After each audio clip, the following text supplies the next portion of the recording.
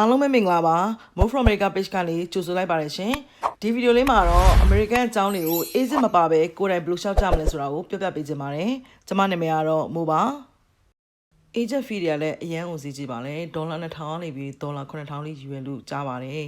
ဒါကြောင့်မလို့ဘာမှမခက်တဲ့ဒီကြောင်းရှောက်တာလေးကိုကိုယ်တိုင်လေ့လာချိန်ယူပြီးတော့ရှောက်လို့ရပါရဲ့နော်ဒီဗီဒီယိုလေးမှာ US မှာ Community College တက်ဖို့စဉ်းစားနေတဲ့လူတွေအတွက်ပြင်ဆင်ထားတင်တာလေးတွေကိုပြောပြပေးသွားမှာဖြစ်ပါတယ်။ပထမဆုံးကျောင်းလျှောက်တော့မယ်ဆိုလို့ရှိရင်ကိုယ်ပဲကျောင်းကိုရှောက်မလဲဆိုတာကို research လုပ်ရပါမယ်။ကိုတက်မဲ့ major ကျောင်းစရိတ်ကျောင်းရဲ့ ranking location ဘယ်နေရာမှာရှိတာလဲ East Coast မှာလား West Coast မှာလား California မှာလား New York မှာလားယာလီဥတုအချိန်နေအေးတဲ့နေရာမှာလားနှင်းကြတဲ့နေရာမှာလားယာလီဥတုကပူတဲ့နေရာမှာလား living cost နေစိတ်ကရောဘယ်လောက်ဈေးကြီးလဲတချို့နေရာတွေကယ်လီဖိုးနီးယားဆိုရင်နေစိတ်ဈေးကြီးရယ်နယူးယောက်ဆိုရင်လည်းနေစိတ်ဈေးကြီးပါတယ်ပြီးလို့ရှိရင်ဘယ်နေရာမှာနေမှာလဲကိုကကျောင်းသားမှာနေမှာလား walking distance လားကားနဲ့မောင်းရမှာလား apartment ကရောဘယ်လိုရှိလဲအဲ့ဒါလေးကိုအကုန်လုံးစုံစမ်းရပါမယ် research လုပ်ရပါမယ်ကျောင်းရေးပြီးဆိုရင်တော့ကျောင်းက application မှာလိုအပ်မဲ့ document တွေကိုပြင်ဆင်ထားရပါမယ် requirement တွေကကိုတက်မဲ့ကျောင်းပေါ်မူတည်ပြီးတော့ကွဲပြားပါတယ် bank statement တို့ IELTS တို့ TOEFL score တို့ Duolingo တို့အမှတ်တွေပါ Duolingo ဖြည့်မဲ့ဆိုလို့ရှိရင် community college တော်တော်များများက85 to 110လောက်ရပါမယ် driver license နဲ့တွားဖြည့်လို့ရပါတယ်နော်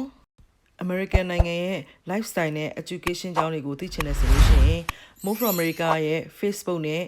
YouTube channel လေးကို like and subscribe လုပ်ထားပေးကြပါအောင် notification icon လေးကိုလည်း turn on လုပ်ထားပေးပါဒါမှ post တက်တိုင်းသိရမှာနော်လိုအပ်တဲ့စာရေးစာတန်းတွေကတော့10တန်းအောင်လက်မှတ်အမှတ်စင်းတက်ကရိုအမှတ်စင်းဘွဲရပြီးလို့ရှိရင်ဘွဲလက်မှတ် passport တတန်းကိုကြည့်ပါတိုးဖို့လိုအပ်ရင်တိုးထားလိုက်ပါနော်တကောင်စင်းရဲ့မှတ်ပုံသင်း bank statement လုပ်ငန်း license တွေပါ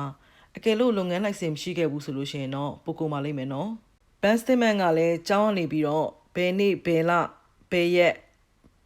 bank account ထဲမှာရှိရမယ့် amount ဆိုပြီးတောင်းတာပါပုံမှန်အားဖြင့်တစ်နှစ်စာကျောင်းလာကနေစိတ်စားစိတ်ကိုထည့်ထားရပါမယ်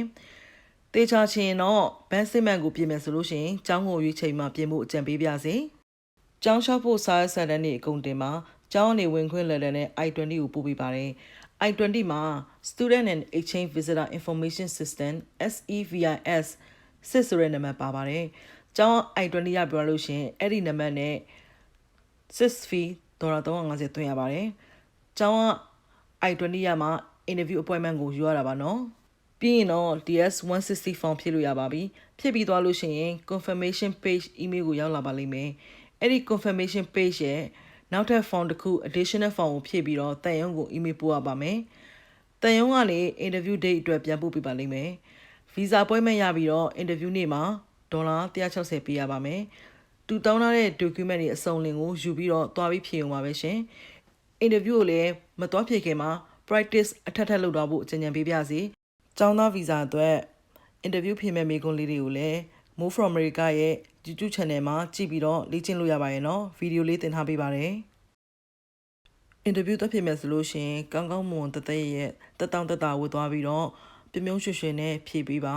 အခုပြောပြသွားတဲ့အချက်လေးတွေကတော့ကျောင်းစားရှောက်မဲ့လူတွေအတွက်ဘယ်လိုလုပ်ရမလဲဆိုရဲ step by step နဲ့ကုန်ကျစရိတ်လေးတွေပဲဖြစ်ပါတယ်အားလုံးပဲလိုချင်တဲ့ပိုင်းနိုင်စီကိုအမြဲဆုံးရောက်ကြဖို့ဆုတောင်းပေးနေပါတယ်နော် American နိုင်ငံကျောင်းစိတ်ဝင်စားတဲ့လူတွေအတွက် American နိုင်ငံနဲ့ပတ်သက်တဲ့ကျောင်းရှောက်နေအလုပ်ရှာနေကားဝယ်နေအစရှိတဲ့အကြောင်းအရာပေါင်းများစွာကို Move from America ရဲ့ YouTube channel မှာရှာဖွေပြီးကြည့်ရှုလို့ရပါရဲ့နော်ဒီဗီဒီယိုလေးကိုအဆုံးထိကြည့်ပေးတဲ့အတွက်ကျေးဇူးထူးတင်ရှိပါတယ်ဒီဗီဒီယိုလေးကိုကြိုက်မိတတ်တယ်ဆိုလို့ရှိရင် like လုပ်ပြီးတော့တကယ်ချင်းတွေကိုလည်း share ပေးလိုက်ပါအောင်လိုအပ်တာရှိလို့ရှိရင်လည်း comment section မှာချန်ထားပေးနိုင်ပါတယ်ကောင်းတော့နေလေးများပိုင်ဆိုင်နေကြပါစေနောက်ဗီဒီယိုမှာပြန်လည်ဆုံတွေ့ကြပါမယ်ရှင်